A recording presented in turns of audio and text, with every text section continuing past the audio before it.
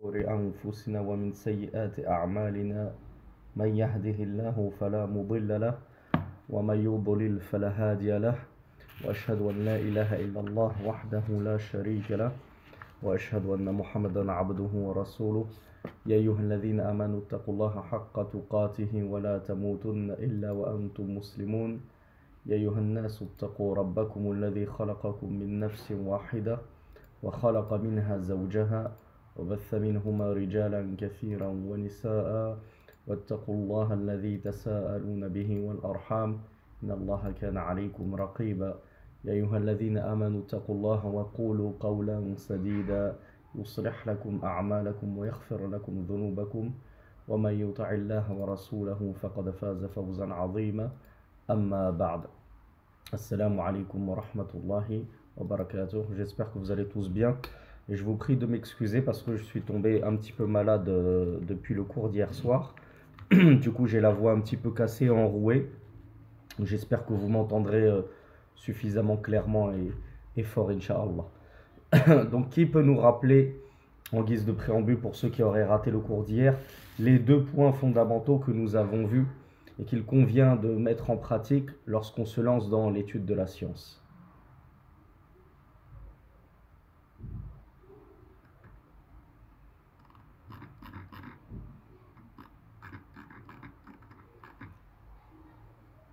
Voilà, bravo. Bravo à ceux qui s'en sont souvenus. Le premier point fondamental, c'était ad-du'a, l'invocation. Et le deuxième point, c'était al-ikhlas ou fil maqsid, la pureté de l'intention que l'on met dans cette étude de la science. Pour qui est-ce que je cherche la science? Est-ce que c'est pour plaire à Allah subhanahu wa ta'ala ou bien c'est pour plaire aux gens? Et par rapport à cette niyya, cette intention, on avait vu que le shaitan pouvait venir nous embêter lorsqu'on travaille sur notre niyya. D'ailleurs, comme l'avait dit un grand savant parmi les salaf salih, il avait dit: je n'ai pas combattu une chose plus que ma niyya. Je n'ai pas travaillé sur une chose plus que mon intention. Car c'est très dur d'avoir une bonne intention et de la préserver jusqu'au bout. On est parfois tenté par l'appel de la célébrité, l'appel de l'argent, l'appel des femmes, etc., etc. Et on peut dévier à cause de cela. Donc le shir nous disait que le fait de purifier notre intention de base et ensuite de travailler tout au long de notre étude de la science pour maintenir cette bonne intention qui est pour Allah, doit-on le rappeler, eh bien ceci fait partie du djihad fi sabilillah. C'est un djihad fi sabilillah, comme vous me l'aviez dit, je crois, dans le cours d'hier, ou alors c'était peut-être un cours précédent. Je vous avais demandé qu'est-ce que voulait dire le mot djihad de base dans la langue arabe. Ça veut dire lutter, combattre, faire un effort. Et bien du coup, là je lutte contre mes passions, je lutte contre mon âme incitatrice au mal, et je lutte contre les wasawis du diable, les insufflations sataniques qui aimeraient tant me voir me détourner de l'étude de la science, comme nous l'avons dit. Donc troisièmement, al-amru thalith, ijtinabul ma'asi. La troisième chose qu'il convient de mettre en pratique lorsque je me lance dans l'étude de la science, eh bien c'est d'éviter les péchés, comme vous vous en doutez. Al-ma'siya ma'tibun wa hiya 'a'iqun yaqifu saddan fi tahsil kulli khayr. Le péché ou les péchés, ce sont des choses destructrices qui font obstacle entre toi et la survenue de tout bien, nous dit le shir. Pas juste ça fait obstacle entre toi et le talab ilm, ça va faire obstacle entre toi et le bien en général.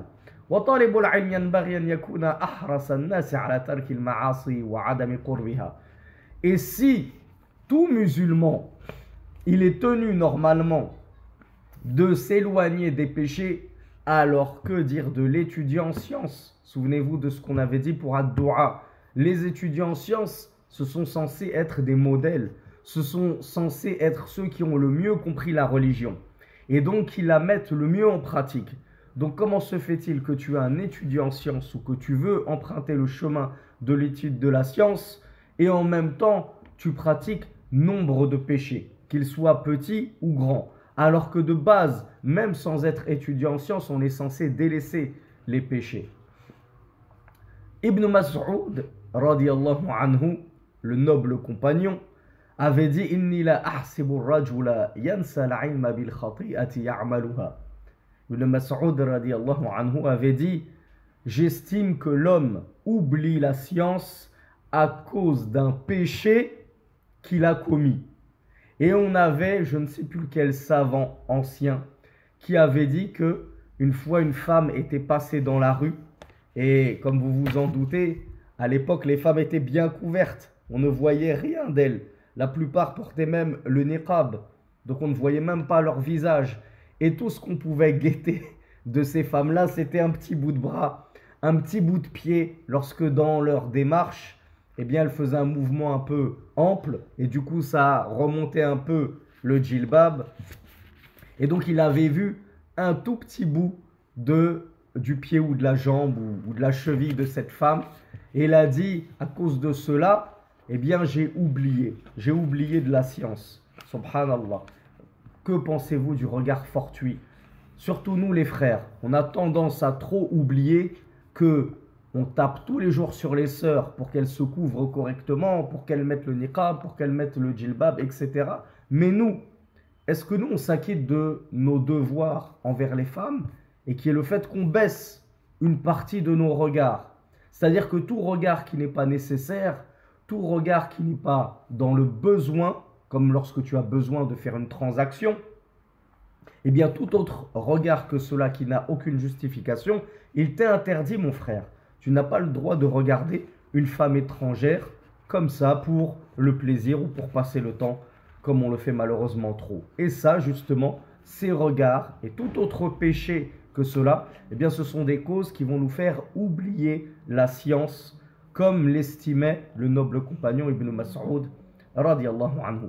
Et Ali ibn Khashram rahmatullahi alayhi avait dit رأيت وكيع ابن الجراح ولم يكن بيده كتاب وكان يحفظ ما لا نحفظ فعجبت من ذلك فسألته وقلت يا وكيع لا تحمل كتابا ولا تكتب سوادا في بياض وتحفظ أكثر مما نحفظ فقال وكيع رحمة الله عليه وقد أسر في أذن علي يا علي إن دللتك على دواء النسيان أتعمل به فقال أي والله فقال ترك المعاصي فوالله ما رأيت أنفع للحفظ من ترك المعاصي. Donc Ali ibn Khashram rahmatullahi alayhi a dit j'ai vu Waki' ibn al-Jarrah. Waki' ibn al-Jarrah fait partie de ceux qu'on attribue comme professeur à l'illustre imam Shafi'i. Et c'était un illustre imam lui-même. Donc il a dit, j'ai vu Waki' ibn al-Jarrah alors qu'il ne portait pas de livre dans sa main. Et il mémorisait pourtant ce que nous ne mémorisions pas. C'est-à-dire qu'il avait plus de facilité à la mémorisation que nous. Alors je me suis étonné de ceci et je lui ai posé la question. Oh Waki', je ne te vois pas porter de livre. Je ne te vois même pas prendre de notes. Et pourtant, tu mémorises, c'est-à-dire le hadith, plus que nous mémorisons nous. Qu'est-ce que lui a dit Waki' tout en abaissant sa voix et en lui chuchotant dans l'oreille pour ne pas fanfaronner devant les gens et paraître condescendant? Il lui a dit, oh Ali, si je t'indique le remède à l'oubli, le mettrais-tu en pratique? L'appliquerais-tu? Il lui a dit oui par Allah. Il lui a dit le délaissement des péchés. Le remède à l'oubli, c'est le délaissement des péchés. Et il insiste, et il dit et il jure par Allah, Wallahi, je n'ai pas vu plus bénéfique à la mémorisation que le délaissement des péchés. Donc toi mon frère, et toi ma sœur, qui te plains d'avoir une mauvaise mémoire en prétendant que c'est génétique, c'est comme ça, j'y peux rien. Il y en a à qui Allah il donne une bonne mémoire et il y en a à qui Allah il donne une mauvaise mémoire. Du coup, moi j'ai une mauvaise mémoire. Ça ne sert à rien que je me force à essayer d'apprendre le Coran, à essayer d'apprendre les hadiths, à essayer d'apprendre des poésies, à essayer d'apprendre des moutounes, les 3 fondements, des choses comme ça. Ne remets pas tout de suite la cause sur la génétique ou le qadarullah, la destinée qu'Allah subhanahu wa ta'ala t'a prescrite. Mais khudh bil asbab, comme nous l'avons vu hier. Fais les causes d'abord, avant de chercher à rejeter la faute sur autrui. Et délaisse les péchés. Puis tu verras, est-ce que tu as progressé en termes de mémorisation ou non.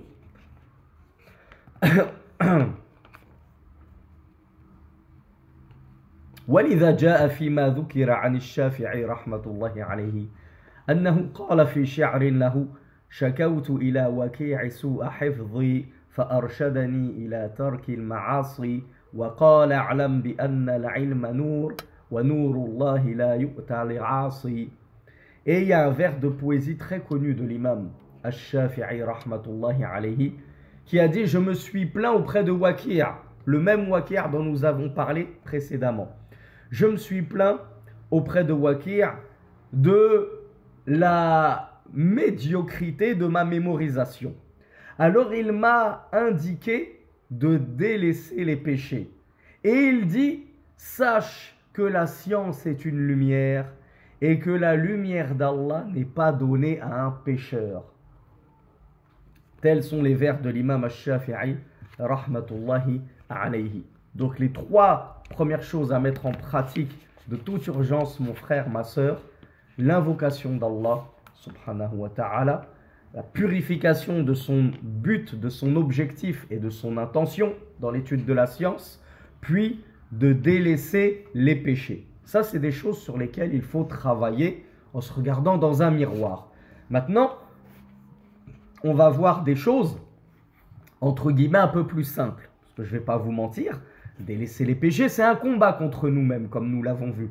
Travailler sur son intention et la purifier, c'est un combat envers nous-mêmes.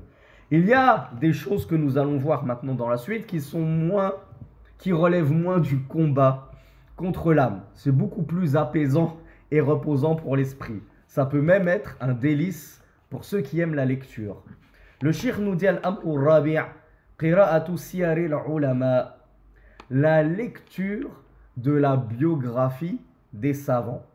Et vous êtes gâtés parce qu'en français, alhamdoulilah, il existe plein de livres traduits relatant la biographie des savants. Que ce soit des savants contemporains, que ce soit Ibn Taymiyyah, que ce soit les savants parmi les salafus salih, parmi les compagnons. Je sais que moi-même, il y a de longues années de cela, j'avais acheté un livre d'Ibn al-Jawzi traduit en français, qui était tiré, je crois, de son recueil Sifatus Safwa, et qui traite de la biographie des compagnons du messager d'Allah sallallahu alayhi wa sallam. Ce livre-là, déjà, il est traduit.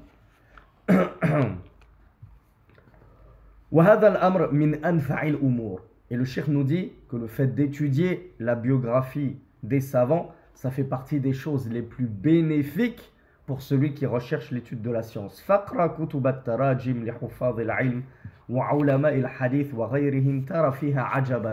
Lorsque tu liras la biographie de certains illustres savants, comme la biographie de l'imam al-Bukhari, je crois qu'elle est traduite en français, et je crois que j'ai des confrères dans la Da'wa qui ont fait des cours dessus, ou en tout cas une conférence ou une allocation dessus, sur la biographie de l'imam Malik, la biographie de l'imam al-Bukhari, la biographie de l'imam Ahmed. Ce sont des biographies qui se trouvent assez facilement sur Internet, que ce soit sous format audio, vidéo ou à l'écrit. Vous n'avez plus d'excuses, en cherchant bien, on les trouve. Le cheikh nous dit, en lisant leur biographie, on va y découvrir des choses étonnantes.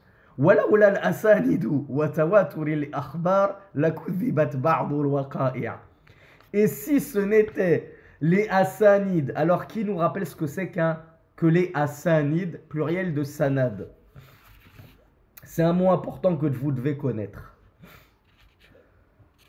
Bravo. Bravo Adil ibn Nourayn. Bravo Ibn Rabah. C'est un mot important que tu dois connaître, mon frère et ma soeur. As-sanad, pluriel as-sanid, ce sont les chaînes de transmission. Un tel rapporte de un tel qui rapporte de un tel. Et ça remonte jusqu'à l'auteur du récit, que ce soit Rasulullah sallallahu alayhi wa sallam, ou un compagnon, ou en l'occurrence les savants ici. Eh bien le cheikh nous dit, si ce n'était pas ces chaînes de transmission fiables, un tel qui est fiable a rapporté de un tel qui est fiable, qui rapporte de un tel qui est fiable, on aurait traité de mensonges ces récits qu'on rapporte de l'imam Ahmed, de l'imam Al-Bukhari, de l'imam Malik, etc. Parce que c'est étonnant. C'est étonnant d'entendre que Uthman ibn Affan, il était capable de clôturer le Coran en entier en une seule nuit.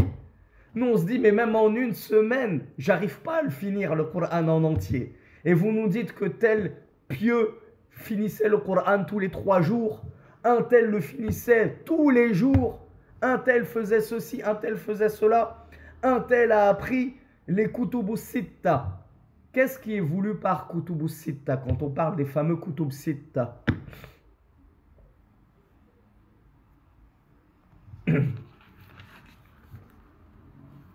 Alors, bravo Adil, bravo Dhun Nourayn, bravo Ibn Rabah, les 3 champions du jour là. C'est effectivement les 6 livres de hadith. Allez, petite parenthèse, qui nous cite? Alors Safwan il m'a dit les 2 sahih avec les sunan. Alors, qui sont les auteurs des 2 sahih et des 4 sunan? Qui va me sortir les 6 noms en entier? Qui est le premier qui va m'apporter les 6 noms au complet?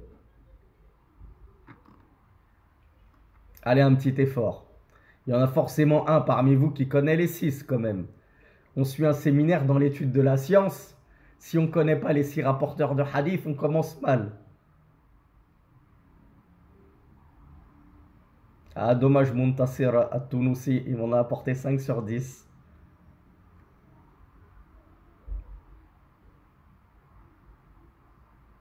Alors, le premier qui m'a donné la bonne réponse complète, c'est notre frère Issa Esteban.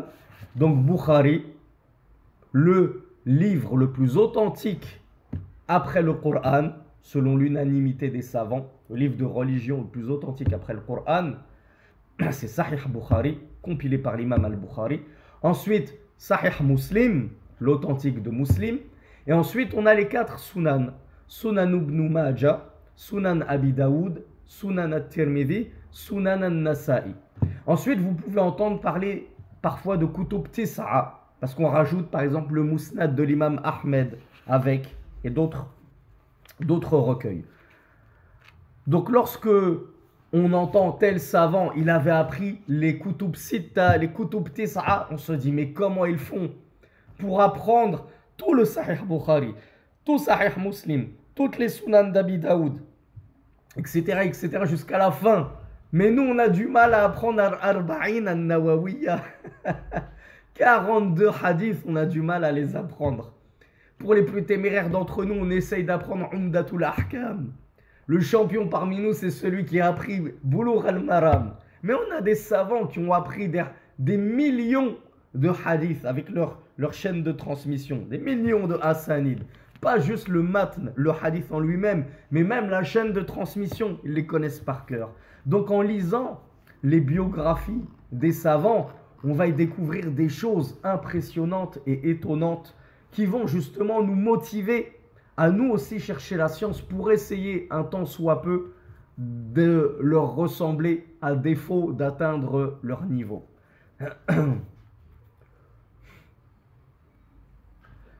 Le cheikh nous dit وَكُتُبُ التَّرَاجِمْ كَثِيرًا وَمِنْ أَنْفَعِهَا تَذْكِرَةُ الْحُفَّاظِ وَسِيَرِ أَعْلَامِ النُّبَلَاءِ وكلاهما للحافظ الذهبي وناهيك عن كتب الطبقات وتراجم المذهب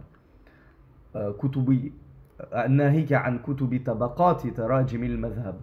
Le cheikh nous dit que les livres de biographie, ils sont nombreux et parmi les plus bénéfiques, vous pouvez prendre une note pour quand vous aurez la langue arabe et que vous pourrez acheter ces livres-là, puisqu'ils n'existent à ma connaissance qu'en langue arabe et ils n'ont pas été traduits en français.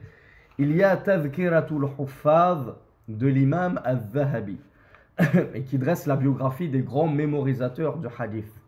Et il y a encore plus large que ça et qui est Siyaru A'lamin Nubala, un livre qui s'appelle les biographies des nobles érudits de l'imam al-Zahabi lui-même et qui est, selon les maisons d'édition qui l'ont imprimé, en 20 voire 30 tomes. Il est énormissime et bien sûr qu'il n'est pas traduit en arabe. Et dans ces livres-là, vous allez découvrir des merveilles sur la vie des savants qui impressionnent, qui forcent l'admiration et qui motivent tout cœur sincère qui a envie d'étudier la science. وبكل حال ينبغي أن يجعل طالب العلم لنفسه نصيبا من قراءة بعض كتب التراجم حتى تقوى همته وتشتد عزيمته. Et donc le cheikh nous dit, quoi qu'il en soit, il est important et il convient que l'étudiant en sciences consacre une partie de son temps à la lecture de ces livres de biographie des nobles savants, car cela va renforcer sa motivation, son envie d'étudier la science, et elle va accroître sa volonté. Et je vous dis la vérité, en même temps, quand on étudie que de la aqidah, que du fiqh, que du hadith, que du Coran, il peut arriver à un moment où on a une certaine lassitude. Et parfois, on peut même être amené à vouloir abandonner, comme on l'a vu hier, parce qu'on dit que c'est trop dur, que c'est trop compliqué, donc il y a une certaine lassitude. Eh bien, parmi les conseils que les savants nous donnent, c'est que pour casser un petit peu cette monotonie qui peut nous toucher et cette lassitude qui peut nous toucher, eh bien, il y a le fait de lire justement des matières un peu plus légères, un peu moins denses et importantes et lourdes, comme justement la matière que représente l'histoire avec un grand H, l'histoire des compagnons, l'histoire des salaf salih, l'histoire des savants, Ibn Taymiyyah, Ibn Qayyim al-Jawziyya, Ibn Rajab al-Hanbali, al-Zahabi, Ibn Kathir, etc., etc.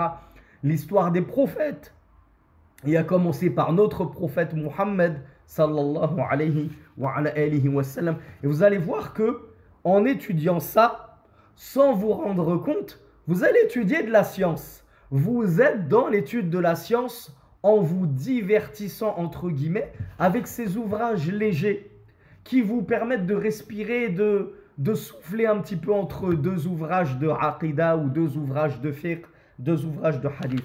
Donc non seulement ça vous permet de vous changer et vous vider l'esprit, comme on dit, mais en plus, ça va vous motiver dans l'étude de la science en cherchant à ressembler à ces nobles imams. Et troisièmement, vous allez en recueillir d'illustres fawaïd, des perles précieuses dans votre religion. Vous allez apprendre des fawaïd que vous allez pouvoir recracher à votre famille, Inch'Allah, puisque les gens sont très friands de petites histoires et petites anecdotes.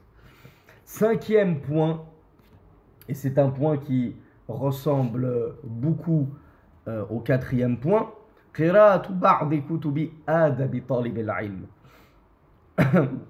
ou bien آداب الطلب, la lecture de ce qu'on appelle les livres de adab. Alors savez-vous ce que c'est que les livres de adab? Et en l'occurrence adab talab al-ilm.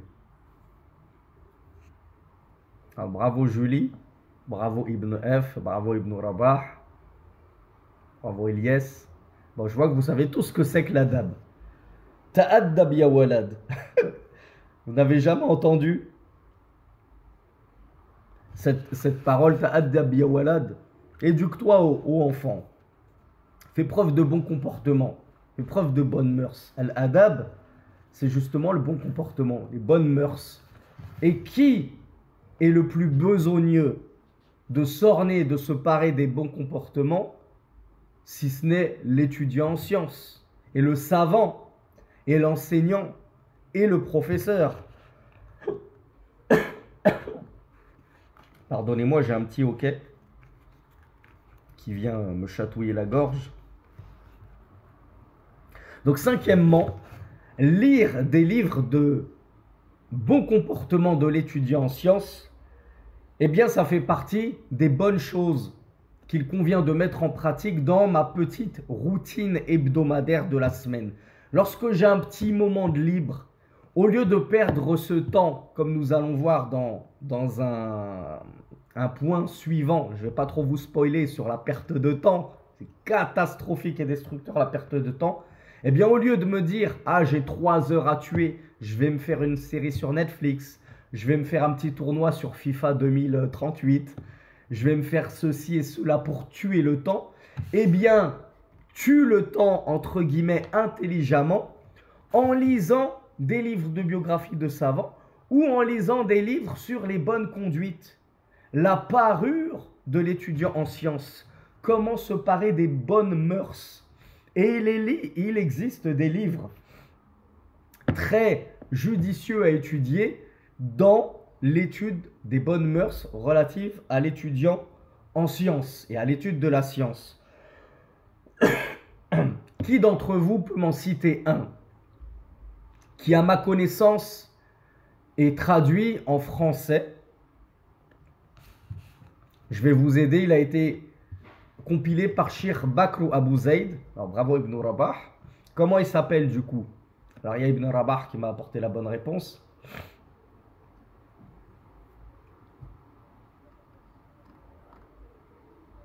Alors il y a Mamadou et Lyon69 qui me parlent de Al-Adab al-Mufrad. C'est un excellentissime livre écrit par l'imam al-Bukhari lui-même, mais à ma connaissance il n'existe pas en français, wallahu a'lam. Et le livre dont je vous parle, il s'appelle Hilyatu Talib al-Ilm. Hilyatu Talib al-Ilm, la parure de l'étudiant en sciences. Je vous dis la vérité, en arabe, le matn, donc écrit par Bakr Abu Zayd, il est très compliqué. Donc heureusement qu'il existe en français.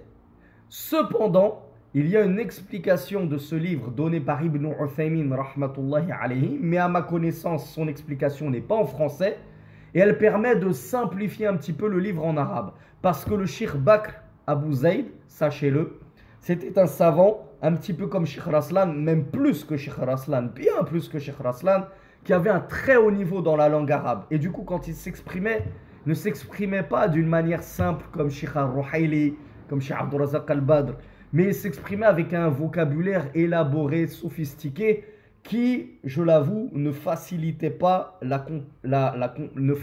compréhension aux débutants dans la langue arabe. Et moi, je vous dis la vérité, ce livre-là, je l'ai étudié au tout début de mon apprentissage de la science, alors que je sortais seulement de 2 ans, 3 ans à tout casser dans la langue arabe. Eh bien, je peux vous dire que je me suis cassé les dents avec ce livre. Et heureusement que j'avais l'explication d'Ibn Uthaymin pour m'aider.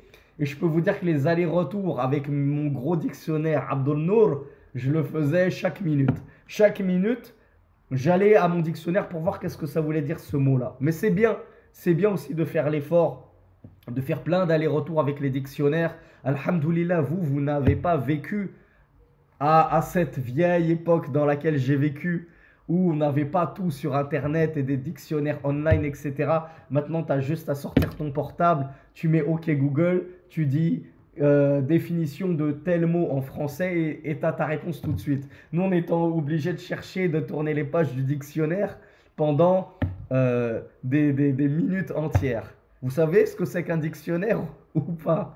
Ça existe toujours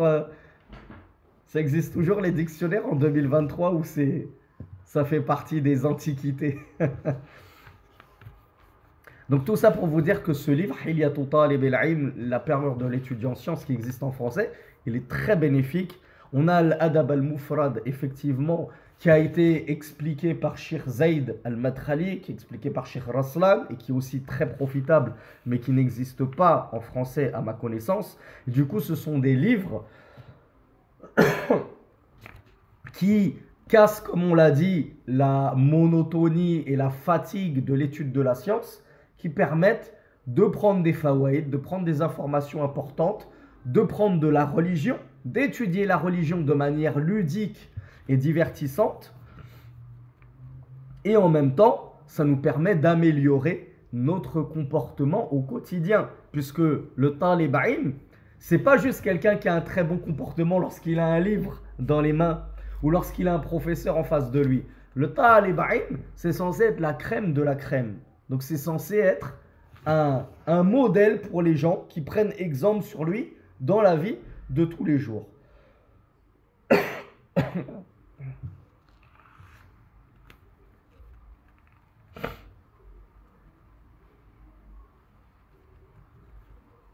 Alors le cheikh, il nous a donné 2 exemples de livres mais qui n'existe pas du tout à ma connaissance. Mais n'hésitez pas à prendre une note pour lorsque vous aurez la langue arabe, Inch'Allah, dans 6 mois, dans 1 an, dans 2 ans. Vous passerez à la librairie pour l'acheter directement en arabe et vous régaler. On a le fameux Al-Jami' li akhlaqi rawi wa adabi sami' lil Khatib al-Baghdadi, qui est très connu. Et on a un livre qui s'appelle Tadhkiratu Sami' wal Mutakallim l'Ibn Jama'a, pardon, al-Kinani. Et moi je l'ai à la maison, je vous dis la vérité, avec les ta'liqat de Cheikh Ash-Shuway'ir, hafizahullah, Cheikh Abdessalam Ash-Shuway'ir. Et j'ai hésité à vous le proposer en séminaire ou à le faire en playlist YouTube. Puis je me suis dit, ça reste quand même un livre de 360 pages avec les annotations de Cheikh Ash-Shuway'ir. Je me suis dit, 360 pages, ça ne tiendra jamais dans un séminaire. Et même une playlist sur YouTube, ça va être compliqué. Ça va me prendre 1 année ou 2 quand je vois que même les simples 3 fondements, il m'a fallu 2 ans pour la terminer sur YouTube. Alors j'imagine même pas ce livre-là. Et puis c'est tellement mieux de voir ça en langue arabe plutôt que je vous fasse une traduction comme ça en français. Alors on m'a dit de répéter les 2 noms de livres. Le premier c'est Al-Jami' li akhlaqi ar-rawi wa adabi as-sami' de Al-Khatib al-Baghdadi. Et le deuxième, Tadhkiratu as-Sami' wal Mutakallim d'Ibn Jama'a al-Kinani. Et bien sûr, il y a Hilyatu Talib al-Ilm, la parure de l'étudiant en sciences. Jetez-vous-y dessus, il existe en français. Pourquoi vous priver? Ce sera un très bon livre pour débuter dans les bonnes mœurs de l'étudiant en sciences. Al-Amru Sadis, troisième chose très importante à mettre en pratique. Mujalasatul mutamayyiz fi hifdhihi wa fi fahmihi wa fi qira'atihi. Le fait de fréquenter et de s'asseoir avec celui qui excelle dans sa mémorisation, dans sa compréhension et dans sa lecture. Entre guillemets, avec un langage plus populaire et plus enfantin, le fait de fréquenter le premier de la classe. Premier de la classe dans le dîn, bien sûr. Premier de la classe dans la religion. Le fait de fréquenter les meilleurs élèves des séminaires, les meilleurs élèves des instituts, les meilleurs élèves de la mosquée, les frères et les sœurs, entre guillemets, qui me tirent vers le haut. Et non pas des koussalas, des fainéants qui n'aiment pas lorsqu'on lui dit viens, on se réunit, on va réviser un petit peu nos arba'in al-nawawiyah, on va réviser le Coran. On va prendre un livre et on va le lire ensemble pour se motiver. Et eux, ils vous tirent vers le bas, oh, à la flemme. Viens, on va plutôt au grec. Viens, on va plutôt au cinéma. Viens, on se fait un foot, etc. Fréquentez plutôt les gens qui vous tirent vers le haut. Comme on le verra, Inch'Allah, dans la suite, avec des propos d'Ibn al-Jawzi, rahmatullahi alayhi. Des gens qui, lorsque toi, tu leur dis, viens m'aider à mémoriser, viens m'aider à étudier, te dis carrément, j'ai pas le temps. Moi, nafsi, moi d'abord.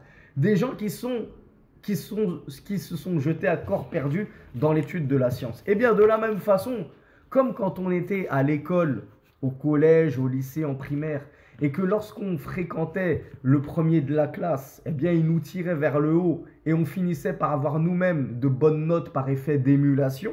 Il nous motivait, donc on devenait un bon élève nous-mêmes. Et lorsqu'on se mettait à fréquenter les derniers de la classe, on devenait nous-mêmes des nuls et des mauvais élèves, et ils nous tiraient vers le bas. Et bien de la même façon, dans la religion, le fait de fréquenter ces bonnes personnes-là qui ont une bonne mémorisation, qui sont motivées dans l'apprentissage du Coran, des hadiths, qui se sont mis à la langue arabe, qui prennent des cours, etc. Le fait de les fréquenter, eh bien par effet d'émulation, ça va influer sur toi et ça va t'influencer dans le bon sens. Donc le cheikh nous dit وَيَجْمَعُ هَذَا مُجَالَسَةُ مَنْ تَرَى حِرْصَهُ عَلَى طَلَبِ الْعِلْمِ. Donc rentre dans le fait de fréquenter les bonnes personnes, celui que tu vois prompt à l'étude de la science. Donc dès que tu as repéré un frère, toi mon frère, et dès que tu as repéré une sœur, toi ma sœur, qui est assidu dans l'étude de la science, eh bien n'hésite pas à te rapprocher de cette personne. Essaye de faire ami avec cette personne. Parce que quel est le meilleur ami si ce n'est un étudiant en sciences? Tu ne pourras pas trouver de meilleur ami qu'un étudiant en sciences qui te tirera vers le haut dans ta religion et non pas un ami qui est plongé dans la dunya et qui te tire sur Fortnite et sur Battlefield je ne sais pas combien.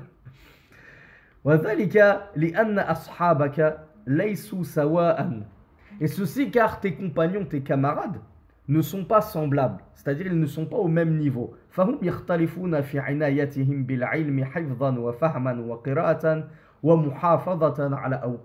Tu vas trouver que tes amis sont de différents niveaux et degrés dans la compréhension de la religion, dans l'étude, bien sûr, de la religion, dans la mémorisation des textes religieux, dans la lecture de livres religieux et dans la préservation de leur temps.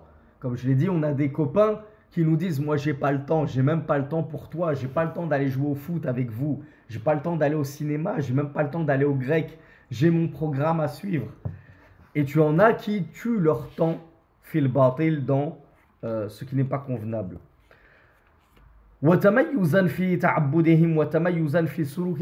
Et tu as des compagnons qui surclassent d'autres dans leur adoration.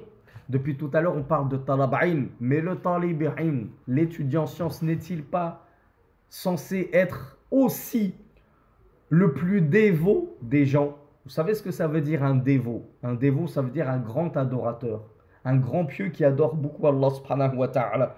L'étudiant en sciences, Akhi Urti, à ton avis, on a vu hier pour qui est-ce qu'on étudiait la science? Pour Allah subhanahu wa ta'ala. Maintenant, je vous demande pourquoi j'étudie la science. Pour qu'on me pointe du doigt en disant celui-là c'est un grand étudiant en sciences, celui-là il a mémorisé le Coran, le Sahih Bukhari, etc.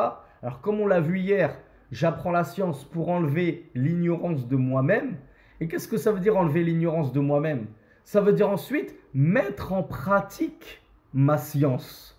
J'apprends pour pouvoir adorer Allah subhanahu wa ta'ala ala basiratin, avec clairvoyance, avec science. Et je n'adore pas Allah comme le font les chrétiens, avec ignorance, en inventant des rites parce que je ne repose sur aucune certitude dans ma religion. Donc, et comme le font les mubtadi'a, de manière générale, les innovateurs. Moi, j'adore Allah subhanahu wa ta'ala avec clairvoyance, cette clairvoyance qui émane d'une science que j'ai acquise en étudiant la science. Donc cette science, elle ne tombe pas du ciel. Pour adorer Allah convenablement, et c'est le but de notre création, dois-je vous le rappeler, وَمَا خَلَقْتُ الْجِنَّ وَالْإِنسَ إِلَّا لِيَعْبُدُونَ. Et je n'ai créé, comme nous le dit Allah dans Surat Al-Dhariyat, si ma mémoire ne me fait pas défaut, celle qui éparpille, il nous dit, je n'ai créé les djinns et les hommes que pour qu'ils m'adorent. Donc comment adorer Allah subhanahu wa ta'ala si on n'a pas la science? Si je ne sais pas comment prier, je ne sais pas comment jeûner, comment partir au pèlerinage, etc. etc. Comment commercer, les règles de la transaction, etc.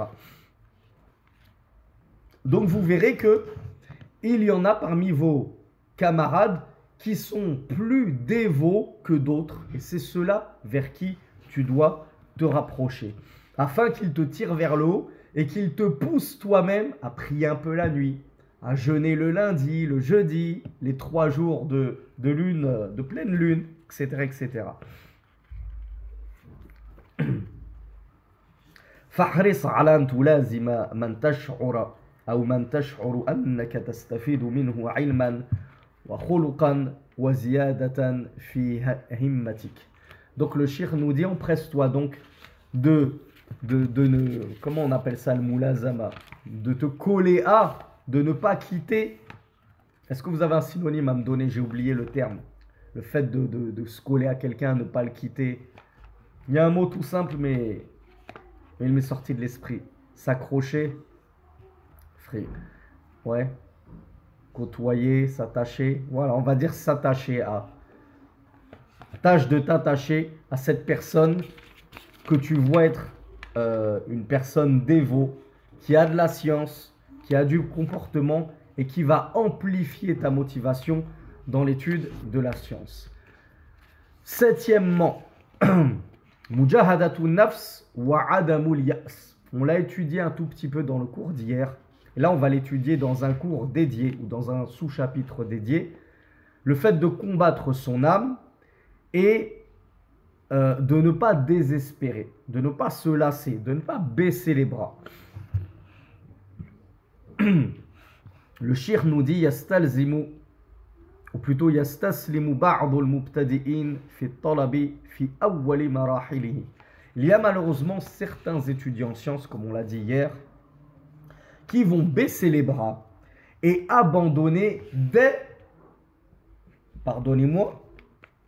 les premières étapes de l'étude de la science. Et comme je vous l'ai dit, notamment dès l'étape de la langue arabe. J'abandonne, c'est trop dur. L'étude de la science, c'est pas fait pour moi. Je vais retourner à mes études de médecine, à mes études d'art, à mes études de physique, chimie, ce que tu veux. Donc ça, c'est vraiment un très gros défaut d'être pessimiste et d'abandonner trop rapidement, surtout lorsqu'il s'agit de l'étude de la science.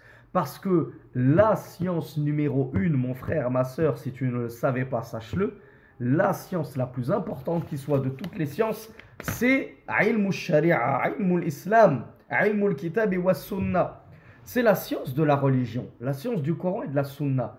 Aussi noble soit la science des mathématiques, de la physique, de la chimie, de la géologie, de la biologie, de l'astronomie, etc.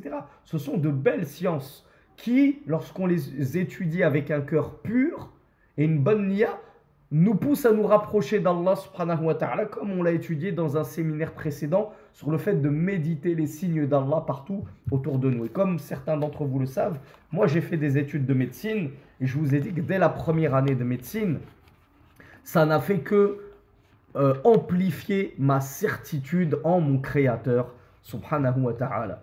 Mais la science la plus fondamentale, plus que toutes les autres sciences, c'est la science de la religion. Donc comment, mon frère, ma soeur, peux-tu être défaitiste et baisser les bras lorsque tu te lances dans l'étude de la religion, alors que tu as réussi à sortir d'une licence, d'un master, voire même d'un doctorat en physique-chimie, en mathématiques, en littérature, en langue anglaise, en histoire géo, ce que tu veux. Donc, dès que tu t'engages dans l'étude de la science religieuse, tu dois te dire, je suis parti pour de longues années. Je ne suis pas parti pour 3-4 mois et ça y est, je teste, je goûte. Non, tu te retrousses les manches et tu te dis, voilà. Moi, je vous dis la vérité. Je n'aime pas trop parler de moi, mais c'est pour essayer de vous motiver. Quand j'ai fait ma hijra en Égypte, je suis parti en me disant, j'en ai pour minimum 10 ans pour apprendre la science. Je suis parti pour une hijra, c'est-à-dire pour quitter la France, pas juste pour les études. J'avais décidé de quitter les pays de Koufr et de m'installer dans un pays musulman. J'ai choisi l'Égypte. Et je me suis dit, tant qu'à faire, je vais en même temps étudier la science. Et je me suis dit, cette étude de la science, dans ma tête, je savais que j'en avais pour minimum 10 ans. Et je m'étais interdit envers moi-même de faire la moindre da'wa, même pas la moindre allocution dans une mosquée, un petit dars entre amis, une petite khutba quand je rentre l'été, comme le font certains, alors que je n'avais ni diplôme, ni 10 années dans le dos d'études de la science. Donc tout ça pour vous dire, quand on se lance dans la science, Akhi-Ourti, il faut que tu saches que le trajet, il est long. Tu en as pour longtemps. Donc si toi, tu te dis, c'est quelque chose que je vais étudier comme ça en 1 an, 2 ans, excuse-moi d'être aussi cru, mais tu n'as pas bien compris les choses. Pour ne pas dire que tu n'as rien compris à l'affaire. L'étude de la science, elle va demander de la volonté, de l'abnégation et du temps, beaucoup de temps. Donc voilà pourquoi le cheikh nous dit, la 7e chose qu'il faut que tu comprennes, c'est que tu ne dois pas baisser les bras dès le départ. Et malheureusement, certains renoncent à l'étude de la science parce qu'ils ont rencontré des difficultés. Et comme je vous l'ai dit, dans la langue arabe, tu vas en rencontrer des difficultés. Dans l'étude du fiqh, tu vas en rencontrer des difficultés. Dans l'étude de Usul Fiqh, tu vas rencontrer des difficultés. Dans la Aqida également. يعجز عن حفظ متن فيستسلم وييأس. Il y en a un qui va ne pas, qui va être dans l'incapacité d'apprendre un matn. Alors ça, un matn, c'est un mot important que vous devez connaître, mes frères et mes sœurs étudiants en sciences. Qui va nous expliquer ce que c'est qu'un matn?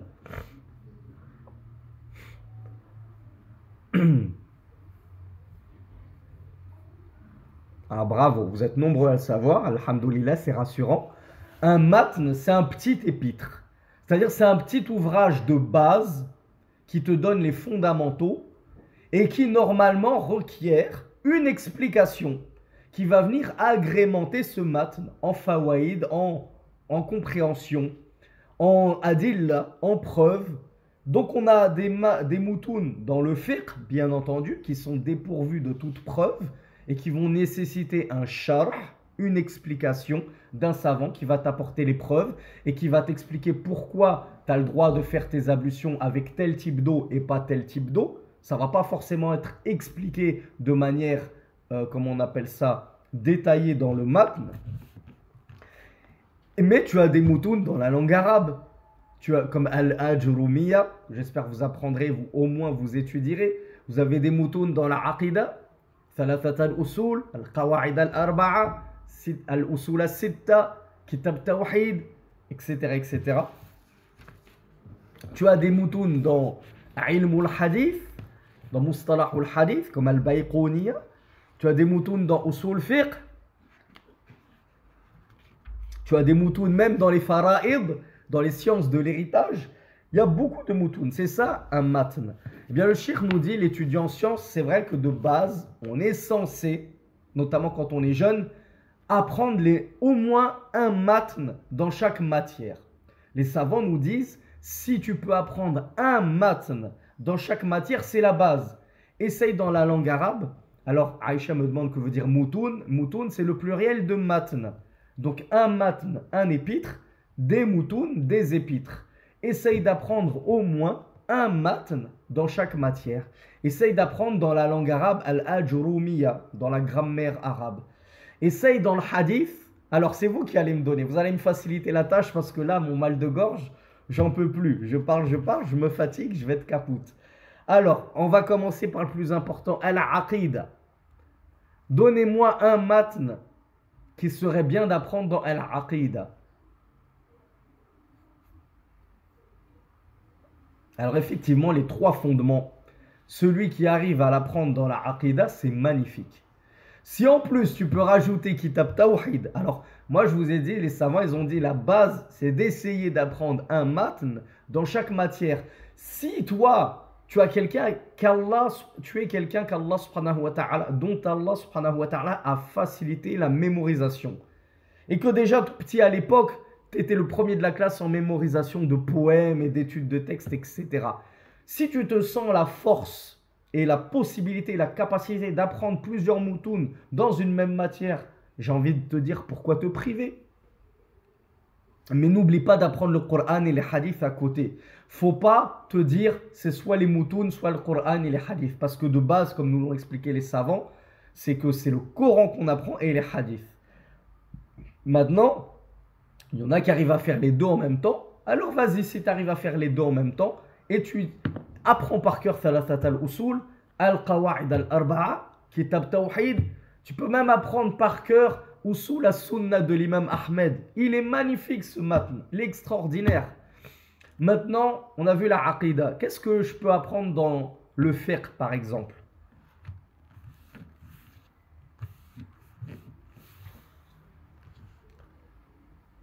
Alors, Ibn Rabah nous dit Ibn Ashir pour les Malikites, mais je l'apprends. Donc je vous disais, Ibn Ashir, je fais attention, je l'étudie bien avec un savant de la Sunna, parce que les premiers vers, ça vire au tasawwuf, à la Aqida Ash'ariya. D'ailleurs, si vous pouvez ne pas apprendre ces premiers vers dans la Aqida et dans le tasawwuf, je ne sais plus si le tasawwuf c'est au début ou à la fin, parce que je vous rappelle, je ne suis pas malikite, il y en a toujours qui me tombent dessus sur Ibn Ashir, il ne connaît pas Ibn Ashir, Je suis pas censé le connaître, je suis pas maliki. Il n'y a rien qui m'oblige à l'apprendre et à l'étudier.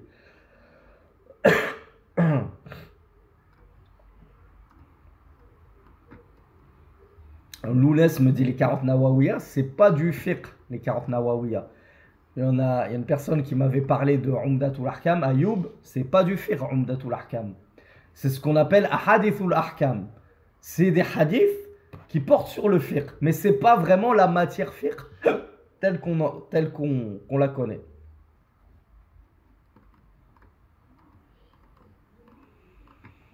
Alors Safwan, il nous parle de Zad al-Mustaqni' pour le fiqh Hanbali, effectivement. Safwan, il nous disait Risala pour le madhab maliki. Risala, c'est pas ce qu'on apprend en tout premier. Hein. Alors non, Zadul Ma'ad, Akhi Shaqib, c'est pas du tout un livre de fiqh. C'est un livre très complet et énorme. On peut pas l'apprendre par cœur quand on est débutant. Pareil pour Minhaj Salikin, mes frères et mes sœurs. On peut pas l'apprendre par cœur. Al-Fiqh al-Akbar, c'est un piège pour notre frère ou notre sœur Lyon 69, puisque j'ai expliqué dans un séminaire précédent que le Fiqh al-Akbar, c'est un livre de Aqida. C'est pas un livre de fiqh. Alors, Safwa nous dit Akhsarul Mukhtasarat dans le fiqh Hanbali, effectivement. Dans le fiqh Hanafi, qui est le madhab que je maîtrise le moins, Al-Qadouri, on peut apprendre Matn Al-Qadouri pour nos amis turcs, indo-pakistanais. Et le matn qu'on préconise dans le madhab Shafi'i, c'est Ibn Abi Shuja'. Donc je vous donne 4 titres de Moutoun dans le fiqh à essayer d'apprendre par cœur. Pour les Hanafites, c'est Matn al-Qadouri. Pour les Malikites, c'est soit al-Akhdari, mais il est très incomplet puisqu'al-Akhdari s'arrête à Sujud as-Sahw. Tu vas pas aller très loin dans le fiqh lorsque tu étudies que les ablutions et la prière et que tu t'arrêtes à Sujud as-Sahw. Donc on préconise davantage Ibn Ashir.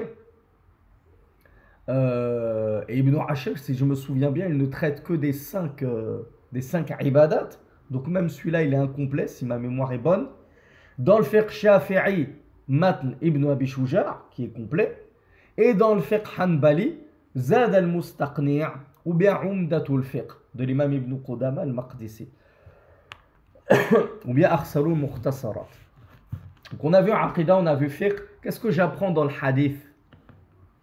Quel est le premier livre que j'apprends dans le hadith?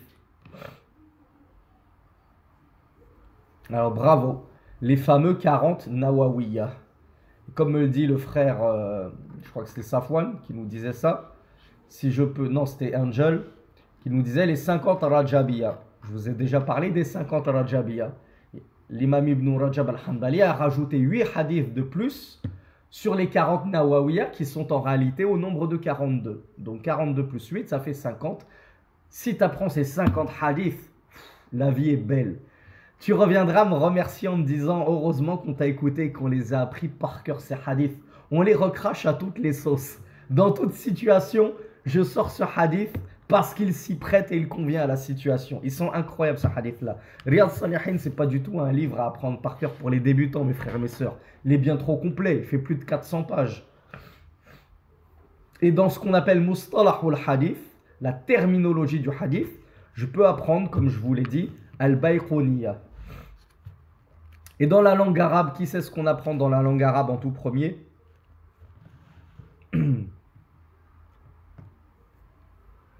Bravo Ibn Rabah. Je ne fais que de le citer depuis tout à l'heure. Un muchacho nous dit les tomes de Médine. Tomes de Médine, c'est du vocabulaire. Donc c'est bien sûr d'apprendre le vocabulaire. Mais le vocabulaire, une fois que tu l'as, ça y est. C'est pas comme un matn que tu as besoin de réviser constamment pour connaître les règles. Donc les règles de grammaire, c'est al-ajurumiyya.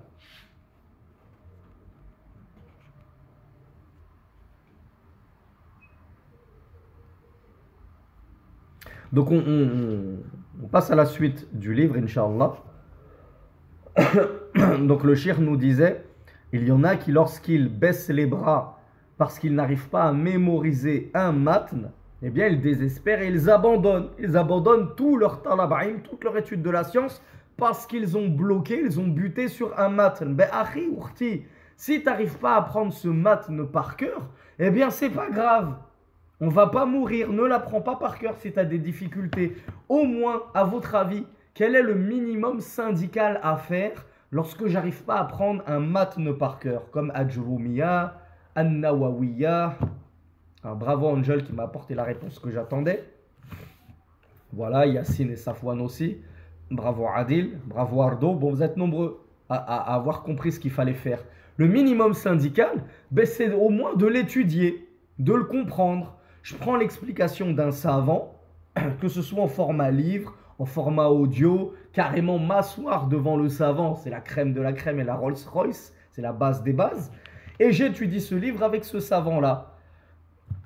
Donc, c'est pas parce que j'arrive pas à apprendre par cœur un livre qu'il faut que je le mette de côté et je m'en débarrasse. Non, je l'étudie, je l'apprends dans le sens, je le comprends, pardon. Et tant pis si j'arrive pas à l'apprendre par cœur. C'est mieux si j'y arrive. Si j'y arrive pas, ça ne doit pas être une cause qui doit me faire renoncer à l'étude de ce livre. Le cheikh nous dit, il y en a qui n'arrivent pas à terminer la lecture d'un livre en entier, alors il va faiblir dans sa résolution d'apprendre la science et il va délaisser l'apprentissage de la science. Tout ça parce que voilà, il a entrepris par exemple la lecture de Sharh al-Aqida al-Tahawiyya de Ibn Abil Izz al-Hanafi par exemple, qui est un gros ouvrage comme ça, épais de peut-être 600 pages, et il arrive jusqu'à la 100e page où ça commence à se compliquer un peu, et il laisse tomber. Ben non, c'est pas grave. Si tu n'arrives pas à lire ce livre-là, ben passe à une autre explication. Celle de Salih al-Sheikh, celle de l'imam Ibn Baz, etc., etc. Il y en a plein. Nous-mêmes, on en a fait une toute petite, légère, sur notre chaîne YouTube.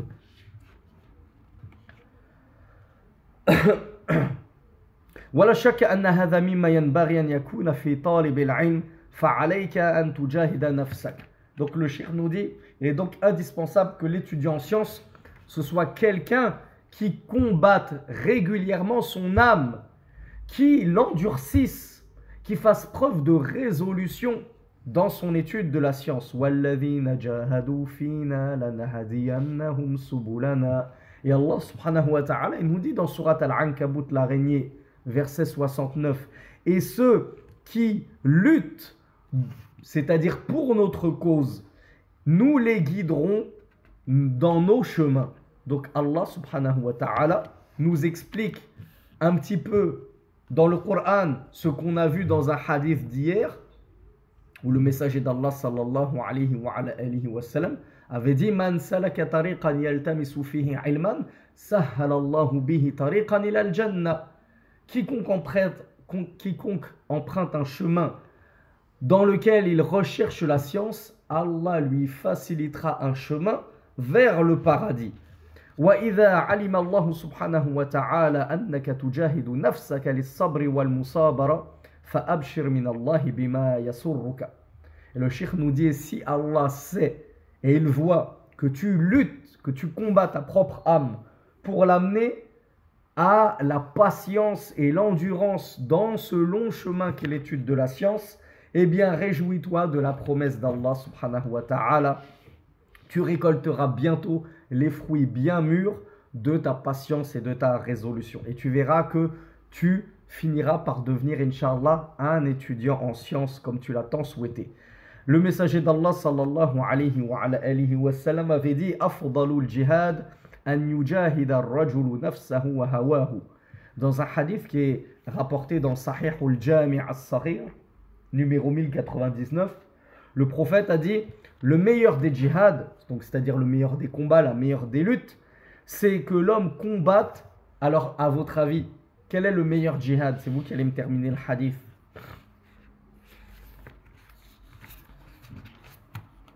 Bravo, ah bah vous connaissez tous le hadith aussi bien que moi. Le meilleur des djihad, nous a dit le messager d'Allah, c'est que l'homme combatte nafsahu, son nafs, c'est-à-dire sa passion soi-même, son ego, wahawahu et ses passions. D'ailleurs, dans une variante de ce hadith, le messager d'Allah sallallahu alayhi wa sallam avait dit wal mujahid man jahada nafsahu fi ta'atillah. Et le vrai mujahid, C'est qui le vrai combattant? Est-ce que c'est celui qui prend les armes dans le sentier d'Allah subhanahu wa ta'ala pour aller combattre les kuffars, etc. D'abord, le premier des combattants, avant même celui qui, la veille, était encore aux terrasses des bistrots à fumer des chichas et je sais pas quoi, puis il s'est fait engrainer par Daesh, il est parti prendre les armes et se suicider en Syrie ou en Irak. D'abord, le véritable combattant, c'est celui qui combat son âme, a dit Rasulullah sallallahu alayhi wa sallam, fi ta'atillah, dans l'obéissance d'Allah. Tu combats tes passions et tes vieux démons, comme on dit, pour amener ton âme dans l'obéissance d'Allah subhanahu wa ta'ala. Mais celui qui est parti se suicider en Irak, alors qu'il y a encore une semaine, il fréquentait les boîtes de nuit, les bars, celui-là, il n'a même pas combattu son âme pour l'amener dans l'obéissance d'Allah. Il n'a même pas été capable d'obtempérer aux ordres d'Allah. Puis il se prend pour un combattant dans le sentier d'Allah, il se prend pour un mujahid, et se fait appeler parmi les groupes des mujahidines, en pensant que c'est ça, le djihad, d'aller se faire sauter comme ça et d'aller tuer des innocents.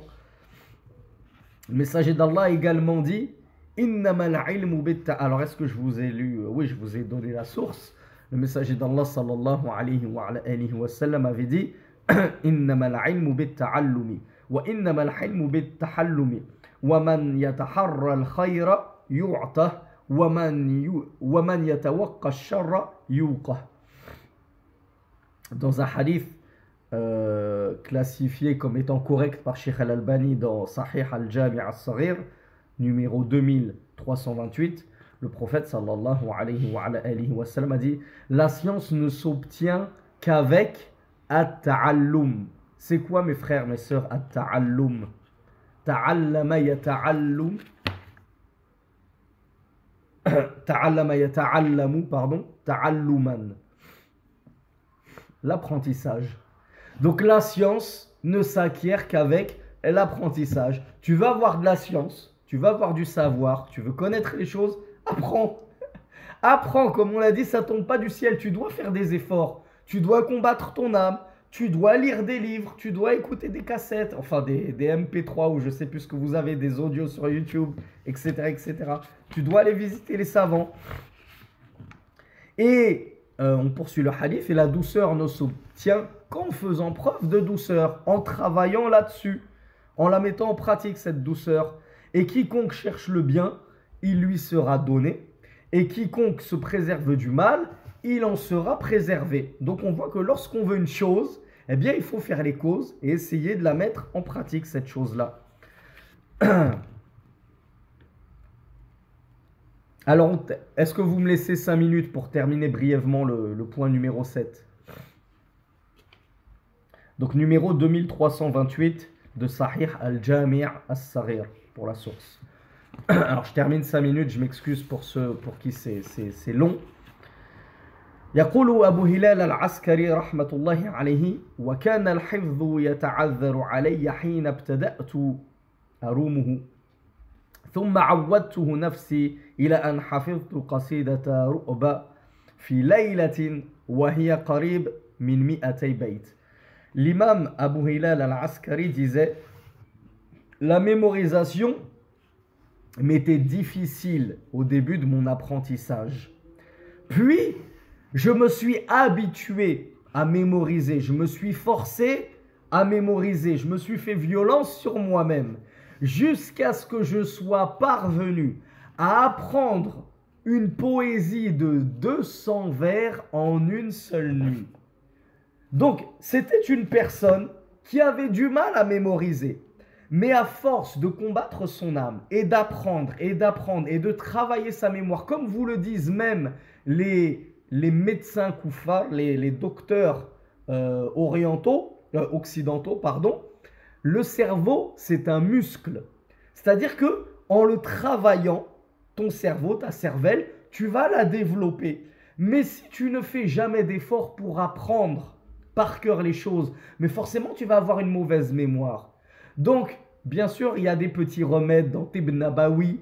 On a Ibn Qayyim al-Jawziyya qui nous a donné plein de remèdes, notamment dans Zadul Ma'ad, pour avoir une bonne mémoire, etc. Mais le conseil et l'astuce numéro 1, mon frère, ma soeur, pour avoir une bonne mémoire et développer tes facultés cognitives, eh bien, c'est de te forcer à apprendre. Force-toi à apprendre des sourates du Coran pour travailler ta mémoire. Et en plus, tu auras une récompense exceptionnelle d'avoir appris des sourates du Coran. Force-toi à apprendre des hadiths prophétiques. Et tu verras que quand tu auras bien travaillé ta mémoire, eh bien là, tu seras capable d'apprendre ces petits moutouns, ces petits épîtres dans la science qui t'étaient très compliqués à apprendre au départ. Donc l'imam Abu Hilal al-Askari disait, au départ, j'avais une très mauvaise mémorisation, puis je me suis habitué à apprendre les choses par cœur jusqu'à ce que j'ai pu apprendre en une seule nuit la poésie de Ru'ba qui contient pratiquement 200 vers. وقد أخبرني بعض كبار السن أنه كان هناك رجل في الحرم المكي قدم مهاجرا وكان لسانه أعجميا يقول فكان إذا قرأ القرآن رفع صوته ليعالج حركة لسانه في نطق الأحرف العربية يقول فكنا نتأذى من نبرات صوته المتداخلة وبعد مدة من الزمان أصبحنا نتشوق لسماع قراءته إذا قرأ الشاهد أن الإنسان إذا جاهد نفسه ولم يستسلم فسيرى من الله فتحا وتيسيرا. Et enfin, dernière petite anecdote pour terminer ce 7e point et ce cours, le cheikh Sadhan Hafidhahullah nous dit que une personne âgée l'avait informé qu'il y avait un homme à la Mecque qui avait fait la hijra. C'était un étranger, c'était pas un arabe et il ne parlait pas arabe. Il avait fait sa hijra à la Mecque et il lisait le Coran. Et comme tout non-arabophone, lorsque tu lis le Coran au départ, tu fais du dégât. Tu fais du dégât, tu prononces mal les lettres, etc. Du coup, il disait que lui, cet homme, il faisait des efforts, malgré qu'il ne parlait pas arabe. Il était étranger. Il faisait des efforts pour lire le Coran en arabe. Il ne voulait pas se simplifier la vie avec de la lecture dans sa langue maternelle ou en phonétique. Donc, il lisait le Coran en arabe et il élevait la voix pour justement travailler la sortie de ses lettres. Parce que lorsque tu lis à voix basse, et ça c'est un conseil en or par lequel on clôture le cours, parmi les meilleurs moyens d'apprendre et de se perfectionner, il y a le fait de lire à voix haute. Parce que la mémoire, elle est de deux types, visuelle et auditive.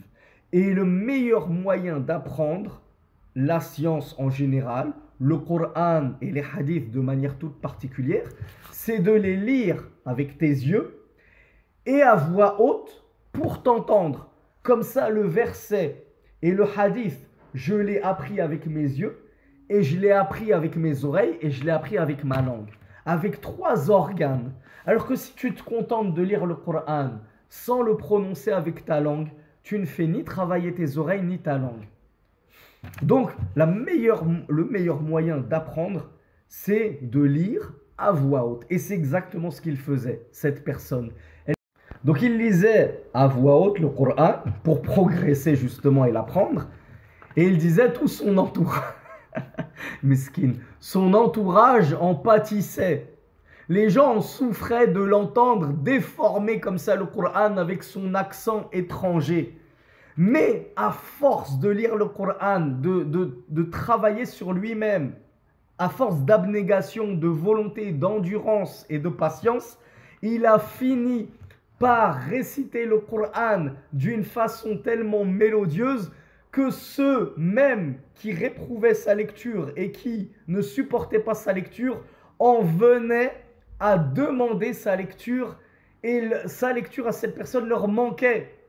Il disait Nashtaqu ila qiraatihi. Sa lecture nous manque, on est avide de l'écouter lire le Coran maintenant. Donc comment cette personne a réussi à passer de cet état où sa lecture faisait fuir les gens tellement il lisait mal et il avait un accent très prononcé en langue arabe, jusqu'à avoir une lecture mélodieuse et agréable, Eh bien, tout simplement en travaillant sur lui-même, en ne baissant pas les bras, en n'abandonnant pas et en faisant preuve de persévérance, de volonté et d'endurance.